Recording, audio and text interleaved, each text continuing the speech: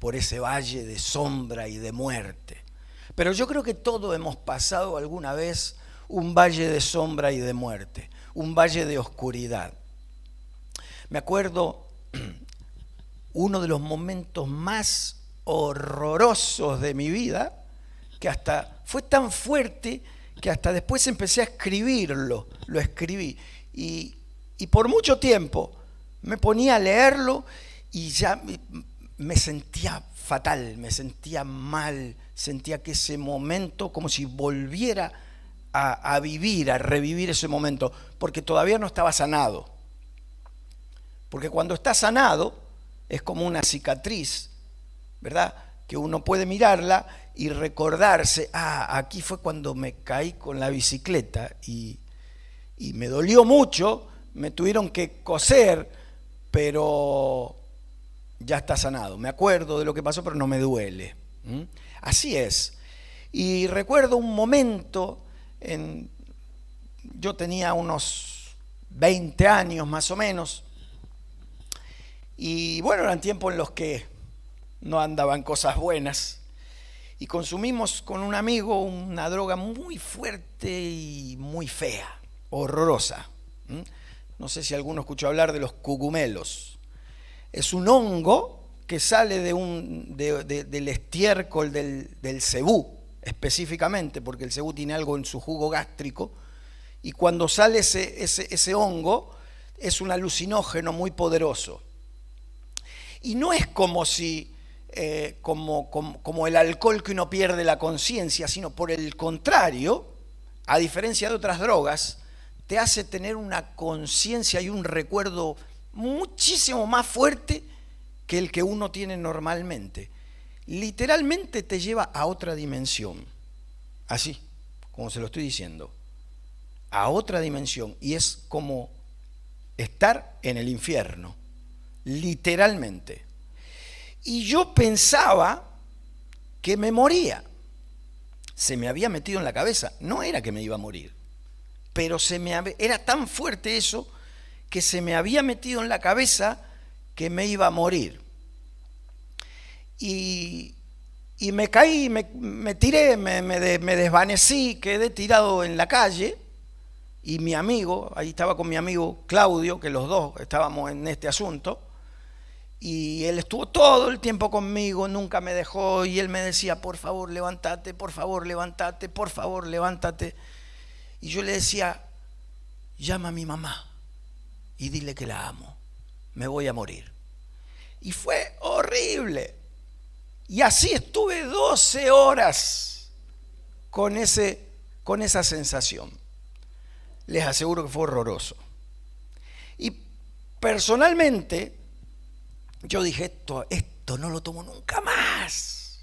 Esta droga no la tomo nunca más. Y volví a caer. Varias veces volví a caer. Y después fue peor. Fue peor, les aseguro que fue peor. Creo que una de las cosas más horribles que he vivido ha sido estos momentos de oscuridad. Yo no sé qué momentos de oscuridad tuviste tú, pero yo sé que Dios tiene poder para librarte de esa oscuridad. Yo sé que hoy lo puedo contar porque sé que hoy soy libre y que no hay oscuridad. Cuando intenta la oscuridad abofetearme, yo sé que hay que es el diablo y que tengo el poder y la autoridad y la luz, porque soy luz, para decirle a esa oscuridad que se vaya de mi vida en el nombre de Jesús. Y algo parecido le pasó a Josafat. Bueno, algo parecido de la oscuridad, no parecido a lo mío. Atravesó por un valle de sombra de muerte. En el segundo libro de Crónicas, capítulo 20 y versículo 1, dice así la escritura. ¿Ya lo tiene por ahí? Sí, ¿verdad? Muy bien. Versículo 1 dice, después de esto los ejércitos de los moabitas y de los amonitas y algunos meunitas le declararon la guerra a Josafat. Llegaron mensajeros e informaron a Josafat: un enorme ejército de Edom marcha contra ti desde más allá del Mar Muerto. Ya está en Hasezón Tamar. Este era otro nombre para Engadi. Josafat quedó aterrado con la noticia y le suplicó al Señor que lo guiara. También ordenó a todos en Judá que ayunaran. Josafat había hecho unos acuerdos para no entrar en guerra con el rey de Israel. Josafat era rey de Judá. Y como en ese tiempo estaban divididos Judá e Israel, y en ese mismo momento el rey de Israel era el temible Acab, el peor de todos los reyes de la historia de Israel. Y Josafat hizo un acuerdo para no entrar en guerra, y se aliaron y se pusieron en guerra contra otros pueblos. En esos momentos Acab tenía miedo porque Acab tenía sus propios profetas, y claro, los propios profetas le decían, lo adulaban, decían: no, ve tranquilo que van a tener la victoria, rey. Y claro, y el rey ponía, ¿no? Sacaba de su bolsillo y ponía dinero. Estos son unos profetas buenísimos. Claro, porque siempre le declaraban victoria. Pero algo había en Josafat y decía: no, mejor voy a buscar otro profeta. Y lo busca a Micaías. Busca a este profeta, y Micaías y Acab no quería saber nada con Micaías. Porque decía: no, este siempre me profetiza fracaso. Siempre me dice que voy a ser derrotado. No, a este no lo quiero, pero vamos a escucharlo, dijo Josafat. Y pues bueno, obviamente le profetizó lo que iba a ocurrir. No es que profetizó fracaso, profetizó lo que iba a ocurrir. Y le dijo: y tú vas a morir, le dijo al rey Acab. Y entonces, ¿qué hizo el rey Acab? Bueno, lo encarcelaron a Micaías, y luego, o sea, ser profeta no es fácil. Lo encarcelaron por decir la verdad. Sufrió persecución por decir la verdad. Y entonces Acab dice: bueno, vamos a ir a la guerra, porque él prefirió creerle a sus propios profetas. Dice: pero yo no me voy a poner la vestidura real para que no lo reconocieran, y en cambio se disfrazó. Dice que se puso otra vestidura. Pero Josafat sí fue con su vestidura. Y entonces lo empiezan a perseguir a Josafat. Y fíjese cómo el Señor guarda la vida de Josafat. Lo empiezan a perseguir a Josafat, pero se dan cuenta que no era. Este fue el Señor. Se dan cuenta que no era el rey de Israel, porque al que perseguían era el rey de Israel. Entonces dejaron de perseguirlo, a pesar de que tenía sus vestiduras reales. Y no encontraban al rey de Israel, porque estaba disfrazado. Pero alguien dice: tira una flecha al azar, y la flecha justo se le mete entre medio de la armadura. O sea, tenía armadura, pero se le mete entre medio. Fíjese cómo Dios cumple con su palabra. Dios cumple con su palabra. Y estuvo así por unas horas hasta que murió el rey Acab. Y todo esto fue afectando a Josafat. Luego tomaron fuerza los moabitas, los amonitas y los meunitas, todos los hitas, y le declararon la guerra a Josafat. Ya venía vapuleado, ya venía golpeado, y ahora tremendos ejércitos, y no solo uno, sino tres, que vienen para derrotarlo. Vinieron los mensajeros, le informaron, y fíjese lo que pasa con Josafat, que era un hombre de Dios, aunque tenía errores, era un hombre, pero tenía errores. Pero Dios lo amaba a pesar de todo. Y Josafat dice que quedó aterrado con la noticia que el Señor, con la noticia. Dice que estaba lleno de temor. ¿Cuántos de nosotros hemos estado veces quizás en las noches sin poder dormir, llenos de temor por cosas que nos pasaron. Y a veces que parece que nos pasa una y nos pasa otra y nos pasa otra y vamos de pozo en pozo. Y a veces parece que tocamos ya no fondo, al quinto subsuelo. Y problemas económicos, y problemas familiares, y problemas en la iglesia, y problemas aquí, en el trabajo, y por todos lados. Y uno dice, Dios, ¿cómo salgo de esta? Y a veces hasta alguno quizás tiende a bajar los brazos. Algunos quizás dicen, ya no quiero luchar más. Algunos quizás hasta haya sentido deseos de suicidarse. O ha entrado en una profunda depresión. Otros prefieren tomar pastillas, no pueden dormir, pastillas para dormir. O la ansiedad, la presión se les sube y empiezan a tener problemas de presión. Pero ¿cuál es la actitud correcta que nosotros debemos tener?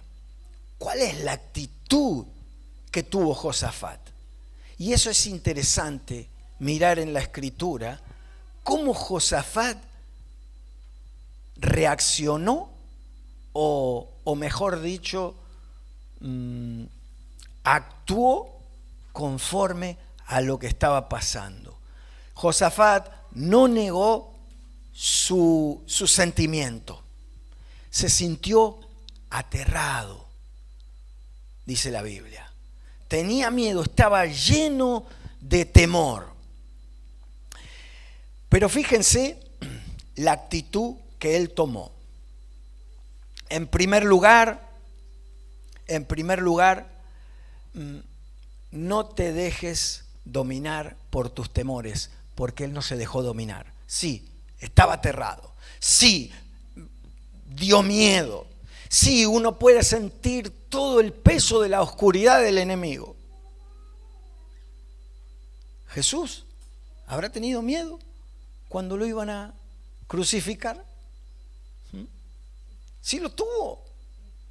Todo el peso de la oscuridad del diablo, todo el ejército de oscuridad, vino a atacarlo. Sintió miedo, sintió temor.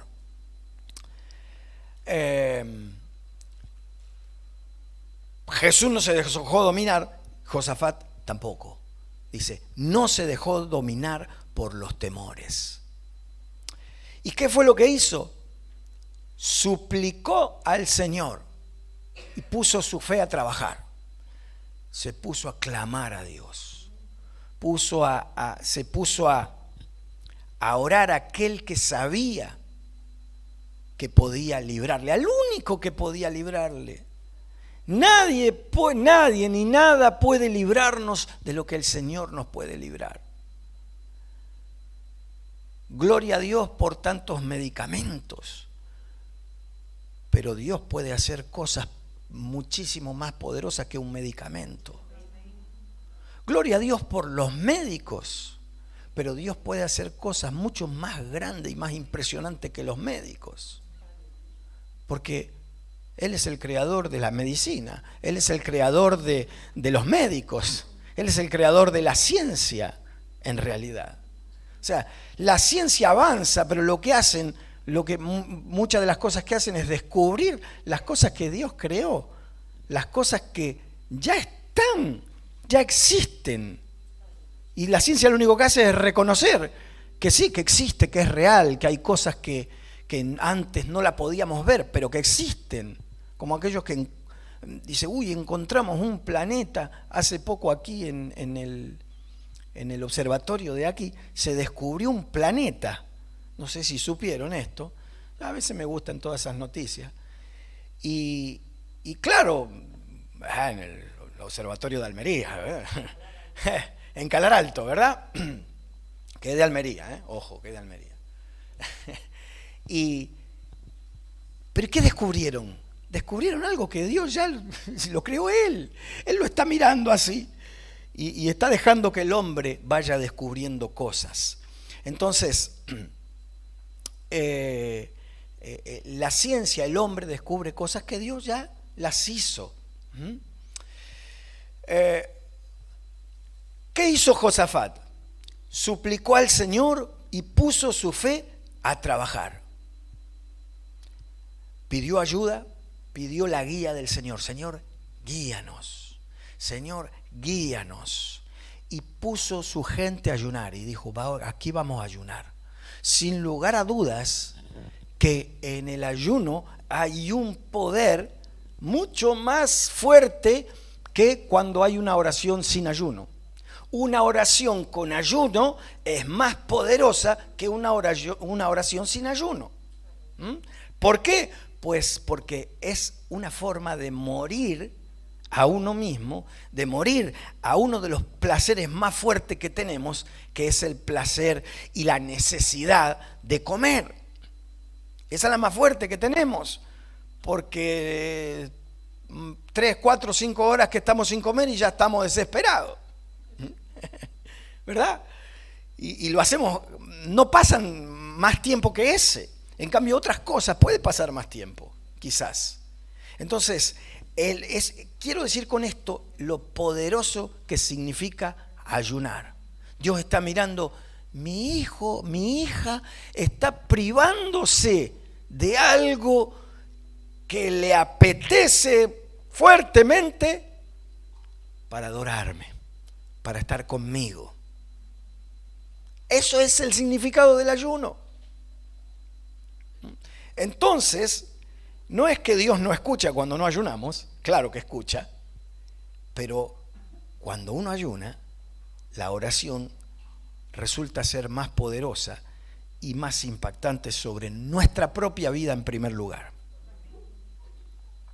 Y en segundo lugar, sus respuestas son majestuosas. Él supo usar la autoridad que Dios le había dado sobre la tierra, porque él puso la gente que tenía bajo su autoridad a ayunar. No solo lo hizo él, sino que puso toda su gente a ayunar. ¿Por qué no un padre o una madre puede decir, bueno, la familia, vamos a ayunar? ¿Por qué no decirle a la familia, bueno, tal día vamos a ayunar todos, tengan la edad que tengan? Bueno, a lo mejor son muy pequeñitos, no, pero ¿por qué no? O a la manera de lo que se pueda, a la manera de lo que cada uno pueda ayunar, porque hay distintos tipos de ayuno. Ayunar no es solamente no comer, pero bueno, ese no es el tema de hoy. El versículo 4 dice, de modo que los habitantes de todas las ciudades de Judá fueron a Jerusalén para buscar ayuda del Señor. Ayunaron, dice, y fueron a Jerusalén. Era el lugar de adoración. Todos fueron al lugar de adoración. Es como si dijéramos, bueno, nos juntamos todo un día atípico, qué sé yo, un martes. Nos juntamos todos, venimos, ayunamos, oramos y clamamos por esta situación. Digo, para que tengamos una idea, cómo fue esta situación. Entonces, fueron todos a Jerusalén a clamar al Señor, a buscar la ayuda del Señor. No fueron a buscar armas más poderosas. No fueron y le dijeron a los herreros, bueno, ahora hay que fabricar muchísimas armas, a ver los que tienen, los que hacen los carros, hay que hacer más carros, tenemos que hacer más ejercicio, tenemos que estar fuertes. No hicieron nada de eso, sino que fueron a buscar al Señor y se fueron hasta Jerusalén para buscar al Señor. En tercer lugar, él declaró las grandezas del Señor. Dice en el versículo 6 y 7, dice, y oró diciendo, oh Señor Dios de nuestros antepasados, solo tú eres el Dios que está en los cielos. Tú eres el gobernante de todos los reinos de la tierra. tú eres fuerte y poderoso, nadie puede hacerte frente. Nadie puede hacerte frente. Él se recordó de un Dios que no conoce derrota. Él se recordó de un Dios todopoderoso y se recordó de viejas cosas que pasaron, de cómo había sido librado de la oscuridad en otros tiempos.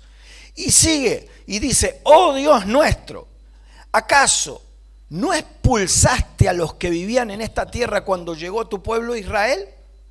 ¿Acaso no les diste esta tierra para siempre a los descendientes de tu amigo Abraham? En cuarto lugar, lo que hizo fue declarar las promesas de Dios. Señor, esta tierra ahora vienen a expulsarnos, pero si esta tierra, tú eres quien nos lo dio esta tierra. 40 años pasó el pueblo en Israel, estuvo en esclavitud, los milagros que ocurrieron en el desierto, tú les diste con mano poderosa esta tierra, el mar se abrió, Jericó, cayeron los muros de Jericó, y ahora un ejército nos va a venir a derrotar para quitarnos esta tierra. Él declaró lo que Dios había hecho y lo que Dios había prometido al pueblo de Israel. Declarar las promesas en nuestras oraciones, en nuestros momentos difíciles, es muy importante. Porque el diablo viene a declararte mentiras. El diablo te susurra en los oídos un montón de mentiras y a decirte, estás derrotado, ya no tienes nada que hacer. ¿Sabes? Mira cómo te van a mirar los demás. Se van a burlar de ti. Te van a terminar de aplastar. Estás aplastado, pues todo el mundo te va a terminar de aplastar. Estás derrotado. Ya tu vida de aquí hasta el final de tus días será amargada. El enemigo susurra cosas y cosas. Nunca lograrás la felicidad. Nunca lograrás disfrutar de la vida. 1000 cosas que susurra el enemigo para derribarnos, para derrotarnos. Pero es necesario declarar las promesas de Dios. Y decirle al diablo, escrito está, como la camiseta que tenía Javi el otro día. Que dice, escrito está. Y del otro lado, ¿qué decía? De un campamento. Escrito está. Soy un hijo, una hija de Dios, lleno de promesas. Imagínate, si Josafat tenía promesas que todavía no conocía ni siquiera el libro de Crónicas, imagínate nosotros que conocemos todo lo que sigue del Antiguo Testamento más el Nuevo Testamento. Estamos llenos de promesas del Señor. En el versículo 9 dice, ellos dijeron, cuando enfrentemos cualquier calamidad, ya sea guerra, plagas o hambre, podremos venir a este lugar para estar en tu presencia, ante este templo donde se honra tu nombre. Podremos clamar a ti para que nos salves y tú nos oirás y nos rescatarás. Fíjate que dice, y Señor, ¿y será que tú nos oyes? Señor, no. Dice, tú nos oirás, porque es tu palabra, es tu promesa, y tus palabras y tus promesas se cumplen, son sí y son amén. Tú dijiste que si nosotros veníamos a este lugar, a Jerusalén, veníamos y clamábamos y pedíamos ayuda, tú nos ibas a ayudar. Hoy podemos decir, Señor, tú me dijiste que si yo vengo y me postro delante de ti, y me humillo y te confieso mis pecados y te confieso, Señor, mis miedos, te confieso mis angustias, que tú me ibas a ayudar. Esa es tu promesa. ¿Qué va a hacer el Señor? Ayudarnos, librarnos. Eso es lo que va a hacer el Señor. En quinto lugar, Él supo dejar las cargas en el Señor. En el versículo 10 dice, ahora mira lo que los ejércitos de Amón y Moab y del monte de Seir están haciendo.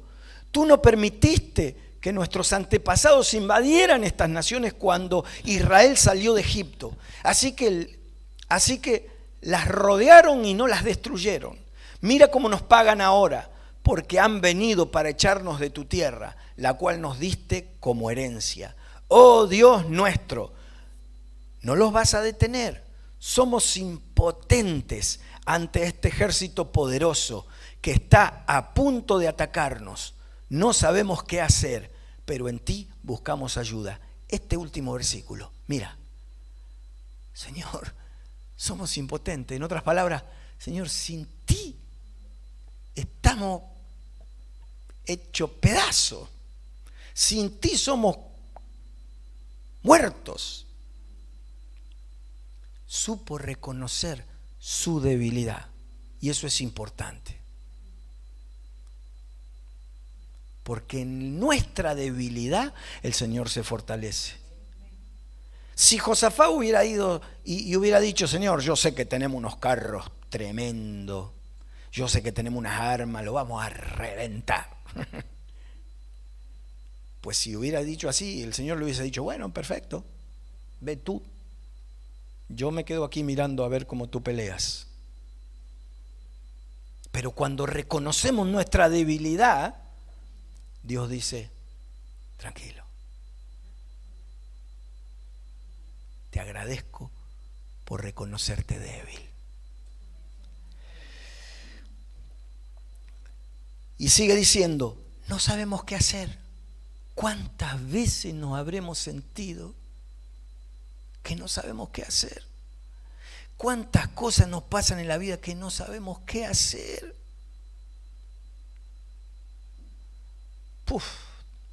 Podría contarle un montón de veces.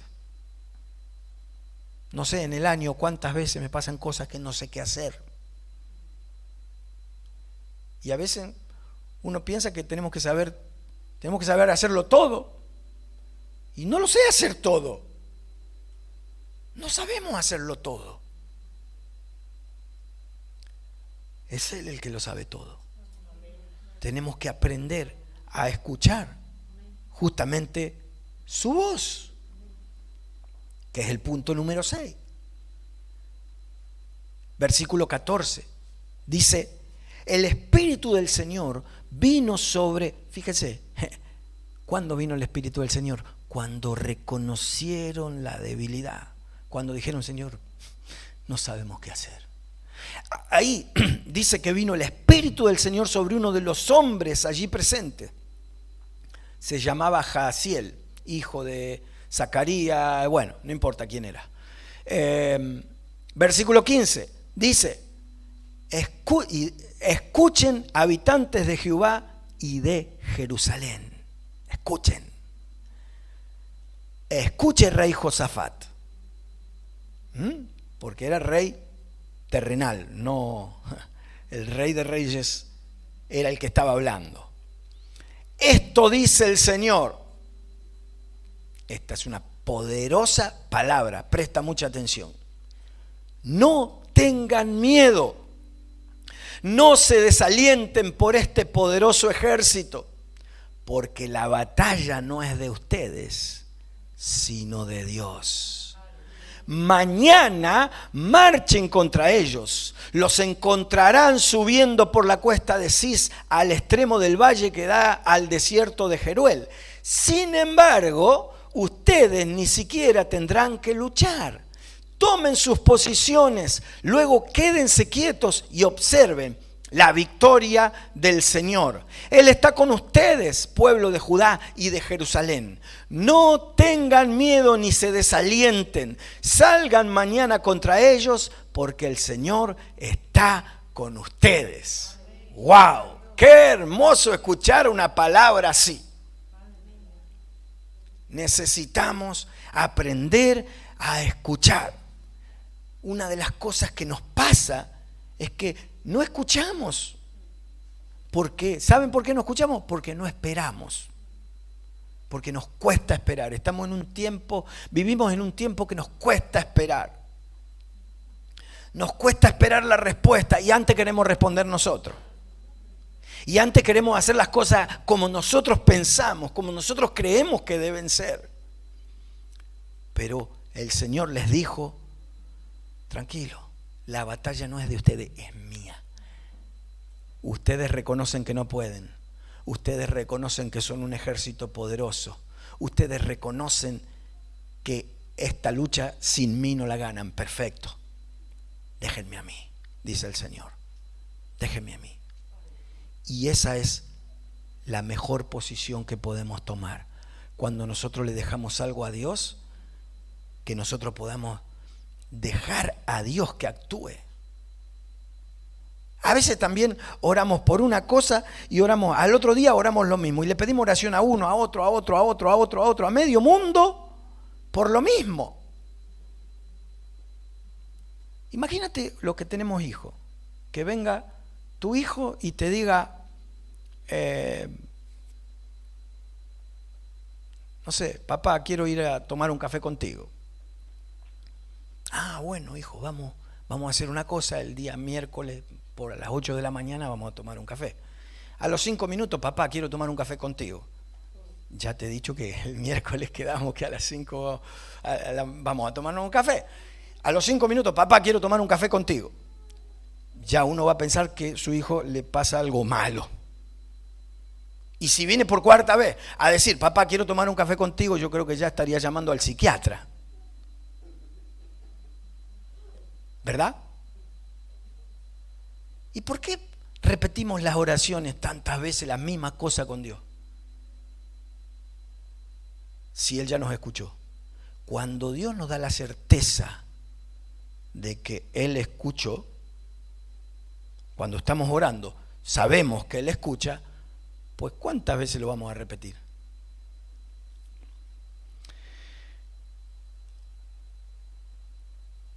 Seguimos. Dice la Escritura, después de que hubieron orado y se hubieron humillado, les dijo, quédense quietos y observen la victoria del Señor. No tenían que hacer nada. Y eso es lo que muchas veces tenemos que hacer. Nada. Ponerlo en las manos del Señor y esperar. Aprender a esperar. Porque ya habló. Él me dijo que lo iba a hacer. Micaías fue encarcelado por decir una palabra de Dios. Por Acaz. Y le dijo, ¿saben cuál va a ser la prueba? Ustedes me encarcelan, me torturan, lo que quieran, pero ¿saben cuál va a ser la prueba de que yo estoy diciendo la verdad?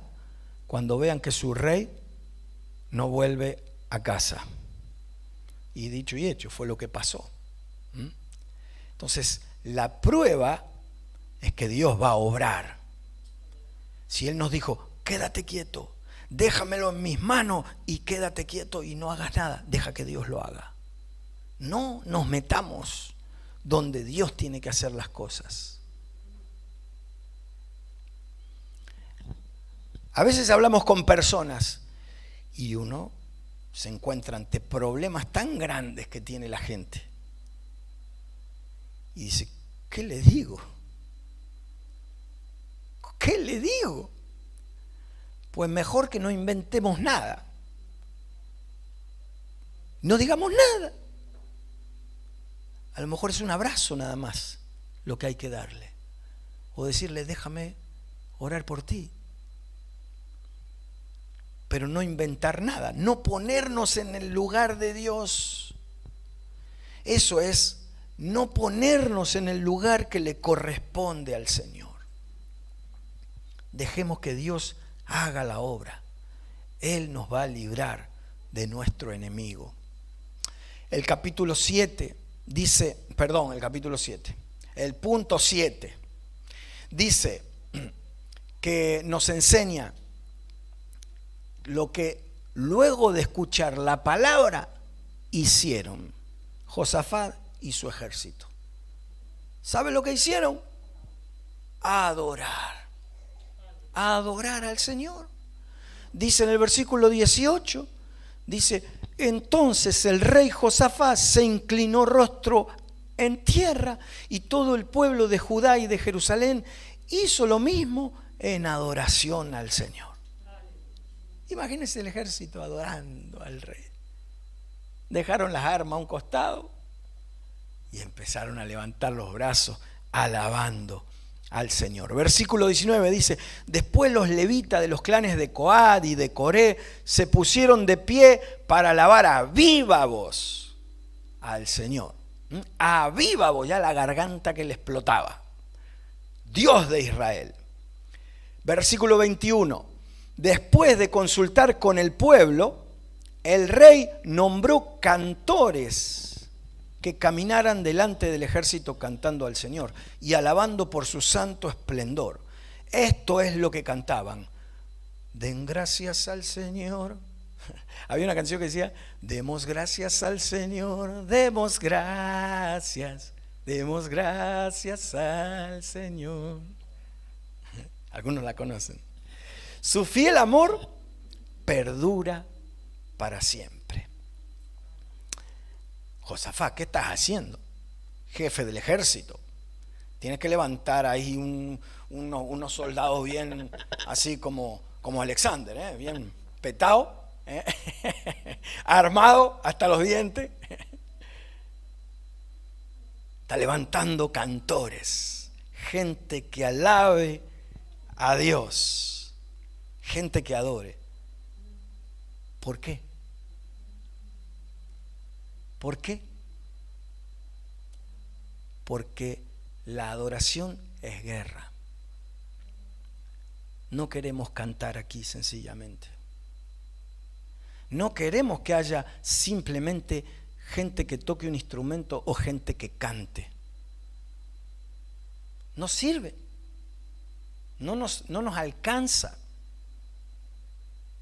Necesitamos gente que adore y que haga guerra espiritual. Por eso es importante que todos los que estemos aquí tengamos nuestra vida en integridad. Porque si nuestra vida está en pecado, es peligroso. El diablo sabe dónde puede apuntar. El diablo sabe que puede tirar flechas hacia aquel que no tiene escudo, hacia aquel que tiene huecos en su armadura. Porque la adoración es guerra. Y desde aquí lo que tenemos que hacer es guerra. Y desde el banco hacemos guerra, desde donde cuando cantamos hacemos guerra, cuando adoramos hacemos guerra. No cantamos sencillamente. La adoración es guerra. Y cuando hacemos guerra, algo ocurre. El diablo no lo puede resistir. Por eso, muchas veces, en medio de la alabanza y la adoración, puede ocurrir que una persona que no está alineada con Dios, una persona que se ha metido en ocultismo y que está dominada, controlada por un demonio, no soporta y empieza a manifestarse. Y eso es lo que ocurre, que se mueve para un lado y para otro, porque el diablo la ha tomado y no soportas, porque está sintiendo la presión que tiene que irse. No aguanta, no soporta la alabanza, la adoración, y entonces se empieza a manifestar en el cuerpo de la persona. Eso ocurre en medio de la alabanza, en medio de la adoración. Punto número 8. Luego de adorar, fueron agradecidos. En todos los acontecimientos que estaban haciendo, ellos tenían un corazón agradecido. Ellos nunca dejaron de dar gracias al Señor. Den gracias al Señor. Y eso es fe. Y esa tiene que ser la respuesta de cuando nosotros le dejamos al Señor algo, de lo que le decía antes, ¿no? Le dejamos algo al Señor, ¿qué es lo que tenemos que hacer después? ¿Cómo tiene que ser nuestra oración después? Decir gracias, Señor, porque tú lo hiciste. Todavía no lo veo. Ellos todavía no habían visto la victoria. Todavía no, el ejército no había sido derrotado. Sin embargo, escucharon la palabra, la tomaron, lo creyeron, alabaron a Dios y dijeron, gracias, Señor. Ahora sí estamos en luz. Ahora ya no hay oscuridad. Ahora te creemos a ti. Sabemos que tú vas a pelear con nosotros igual que como lo hiciste con nuestros antepasados. De la misma manera, tú vas a pelear por nosotros. Y entonces, ¿cómo tiene que ser nuestra oración? Decir, gracias, Señor. Gracias, Señor. Gracias por la sanidad que hiciste. Gracias porque tú resolviste este problema que a mis ojos no se podían resolver. Tú resolviste esta situación que a los ojos de cualquier hombre era imposible resolverse. Tú salvaste, yo sé que yo te he dejado a mis hijos en tus manos y yo sé que tú son tuyos, a ti te pertenecen y no hay enemigo que me los va a arrebatar. Y esa es la declaración. Esa es la declaración. Señor, yo sé que no me lo van a arrebatar. Yo sé que ellos son tus hijos y que te pertenecen. A ti te pertenecen, tú me lo prometiste. Tú me lo prometiste, tú y tu casa serán salvos. Y yo sé que no se van a perder. Ni mis hijos, ni mis nietos, ni mis bisnietos y hasta 1000 generaciones bendecirán el nombre del Señor. Amén. Y lo mismo podemos bendecir así a nuestros hijos espirituales. Van a ser de bendición. Y declaramos las promesas de Dios. Versículo 22, y ya vamos terminando.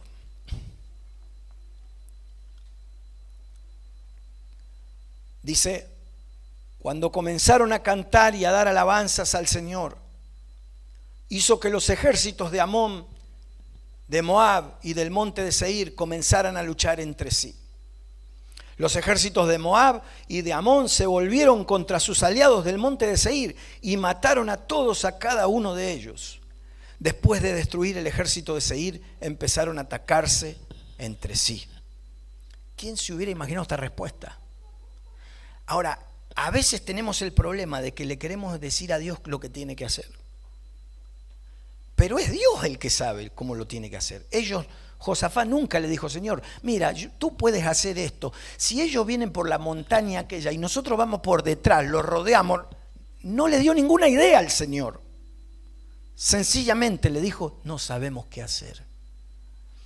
Y la respuesta de Dios, ellos no sabían cómo lo iba a hacer Dios, solamente sabían que Dios lo iba a hacer, que Dios le iba a dar la victoria. Y miren lo que hizo. Moab y Amón, dice, se empezaron a pelear unos con otros, con los aliados del monte de Seir, se empezaron a matar entre ellos porque los confundió. Dios los confundió. Se mataron todos, no quedó ni uno. No quedó ni uno. Versículo 24. Dice, de modo que cuando el ejército de Judá llegó al puesto de observación en el desierto, dice, no vieron más que cadáveres. Hasta donde alcanzaba la vista, ni un solo enemigo había escapado con vida. Ni uno. Así que estaban, imagínense salir así de una guerra, como una lechuguita fresca. Nuevos, para pelear otra guerra. A ver dónde está el siguiente. Porque ni siquiera tuvieron que hacer nada. Y ese también es un aprendizaje. Cuando lo hacemos nosotros, terminamos exhaustos, derrotados, agobiados. Y en lugar de solucionar la situación, la empeoramos más. Pero cuando lo hace Dios, estamos con más fuerzas para seguir adelante, para disfrutar de las victorias del Señor y continuar hacia adelante. Hay poder en la alabanza, hay poder en la adoración. ¿Qué les parece si oramos? Nos ponemos de pie.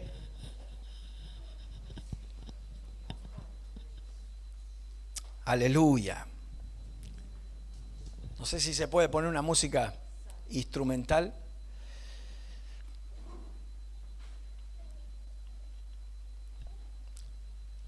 Señor, te queremos dar las gracias porque tú eres nuestro Dios. Señor, tantas veces hemos atravesado situaciones difíciles. Tantas veces hemos pasado por oscuridades. Quizás hay alguien en este lugar que está pasando por oscuridad, por tormentos, por situaciones donde se siente derrotado, donde siente que ya el enemigo ha triunfado, donde el enemigo quizás te ha hecho creer que nunca volverás a ser feliz, que fallaste, donde el enemigo te dice, si hubieras hecho esto, si hubieras hecho tal cosa, tal otra, si no hubieras, si no hubieras. Y el enemigo intenta decirte, ya no hay nada que hacer, estás derrotado. Quizás alguno acudió a diferentes calmantes para anestesiar el dolor. Pero el Señor te dice en esta hora, déjame a mí. Deja mis cargas, deja tus cargas en mí. Deja tus cargas en mí. Yo te animo que en este mismo momento, si te sientes cargado, que puedas decirle, Señor, yo te dejo mis cargas. Tú sabes cuánto he temido. Tú sabes el dolor que yo he sentido. Tú sabes que me he sentido derrotado. Yo te dejo mis cargas, Señor. Esta es mi carga. Aquí te lo expongo delante de ti. Esperaré a escuchar tu voz y alabaré el nombre del Señor y te daré gracias porque sé que lo que tú puedes hacer nadie lo puede hacer. Aunque fuera yo tan inteligente, no podría hacer lo que tú puedes hacer.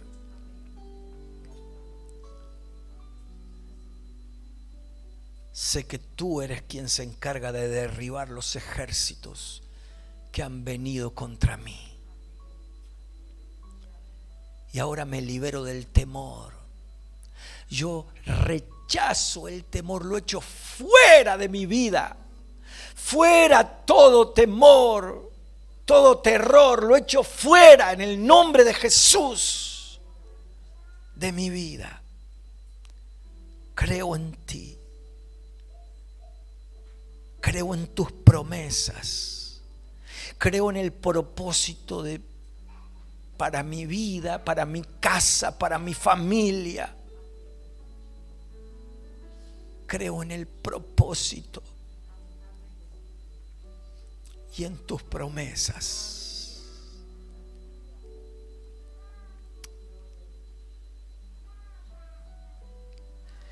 En el versículo 25 dice: el rey Josafat y sus hombres salieron a recoger el botín. No fue una victoria sencilla. Josafat no esperaba un botín, solo esperaba ser librado de la batalla. Pero el Señor le da, dice, mucho más abundantemente de lo que pedimos y pensamos. Y vino un botín. El botín. Dice que encontraron una enorme cantidad de objetos, vestidos y otros artículos valiosos. Más de lo que ellos podían cargar. Había tanto botín. Dice que les llevó 3 días solo para juntarlo. Recíbelo en el nombre de Jesús. Recíbelo en el nombre de Jesús, ese botín. Recibe esa bendición de Dios. Oh, tú no lo esperabas, solamente esperabas que tu problema se resolviera, pero Dios tiene mucho más que una resolución de un problema. Aleluya.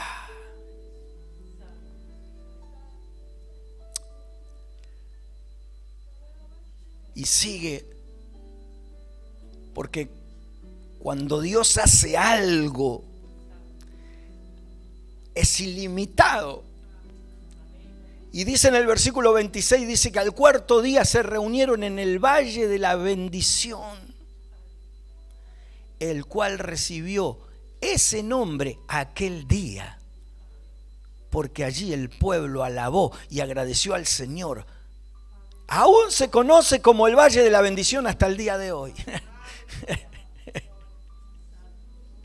Ese lugar que fue tan difícil, ese sitio que fue de tormento, ese sitio que fue de oscuridad, Dios lo transforma, Dios lo cambia y con tu alabanza la atmósfera es transformada. Y ese lugar pasa a ser histórico y pasa a ser un lugar de bendición. El valle de la bendición. Ahora, lo que antes pensaba que era para tu derrota, ahora tú le vas a llamar el valle. Este es el valle de bendición. Este es el lugar de bendición. Este es el lugar donde mi Dios obra con poder. En el nombre de Jesús.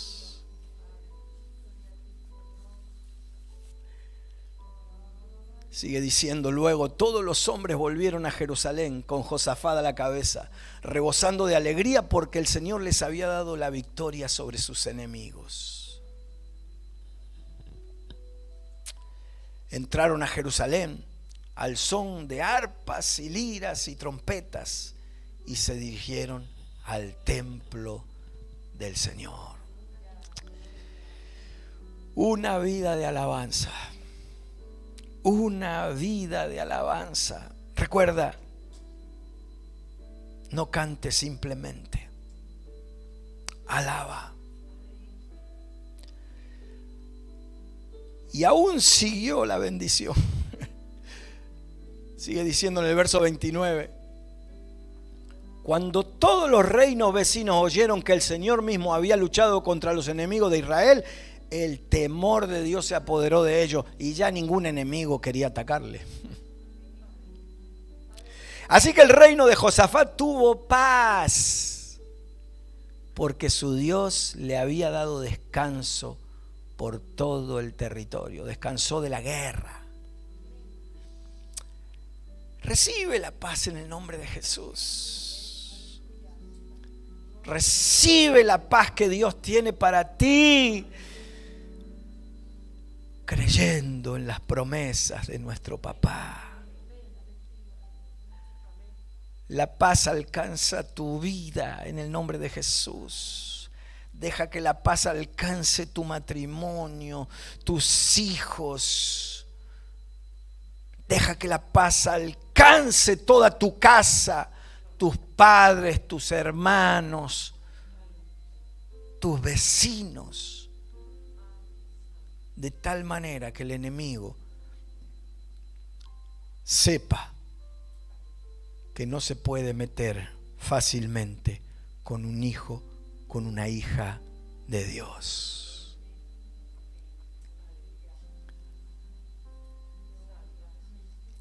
Recíbelo en el nombre de Jesús. Terminemos alabando a nuestro Dios, diciendo: Dios, tú eres un Dios poderoso. En ti vamos a confiar. Nunca dudaremos, Señor. Aunque el enemigo venga como un río, vamos a levantar la bandera de Cristo.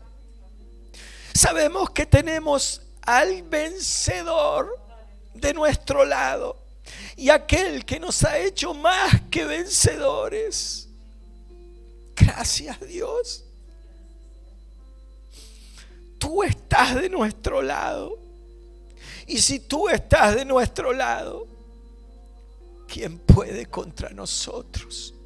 ¿Quién puede contra nosotros? ¿Quién puede contra nosotros? Nos levantamos en el nombre de Jesús. Nos levantamos frente a nuestro enemigo para decirle: tú me dijiste a mí que yo estaba derrotado, pero ahora yo vengo con la autoridad que Cristo me ha dado para decirte: a ti te está esperando el lago de fuego y azufre, de manera que tú eres el derrotado y te queda poco tiempo, porque mi Señor está volviendo por segunda vez. Y ese es el temor más grande, ese es el temor más grande que el mismo diablo tiene, porque Cristo está volviendo y el tiempo se le está yendo al enemigo, y nosotros tenemos vida eterna y vida en abundancia para vivirla para siempre con nuestro Señor. Aleluya, aleluya. Gracias te damos, Dios. Gracias te damos. Te amamos, Jesús. Te amamos, Jesús. Aleluya. ¿Por qué no le damos un aplauso fuerte a nuestro Dios? Aquel que venció. Tú has vencido, Señor. Tú has vencido.